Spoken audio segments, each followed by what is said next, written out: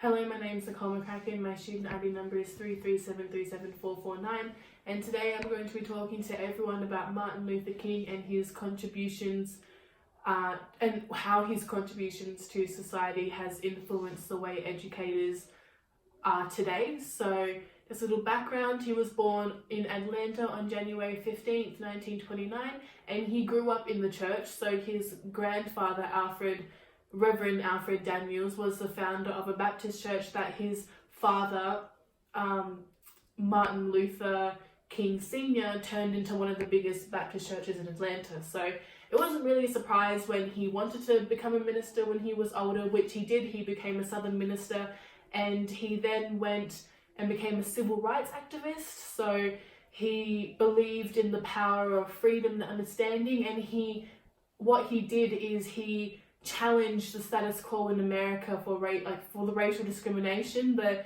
they had this idea of freedom and understanding, and he turned the tables and made them see that what they were saying wasn't what was happening. So he flipped the tables in a reverse psychology type of way, and what he believed in, he brought forth, and it was really influential because what he believed in, he didn't let anything discourage that. So he was a black man back in those days. It wasn't very great. He was surrounded by white people who would call him appalling names, and he never let that take away from what he wanted. He wanted change, and he got change, and it's just what he did really brought forth how influential he can be.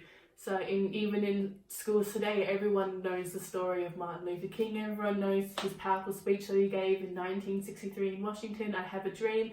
Everyone has known and will know, from this generation to the next generation, everyone will know who Martin Luther King is. The way he has influenced me as a future educator is I want to make change the way he did. I want to see the world get better the way he made it better. He took something that no one wanted to talk about, no one really wanted to open up that box, and he opened it and turned it into something quite amazing, and he made the change he wanted. He stood for what he believed in, and he stood firm, and for me as a future educator, if I can take something from that, is that I want to see change. And so if I can change the way someone views the world and they go on and change and make a great impact, then I would feel so accomplished as an educator.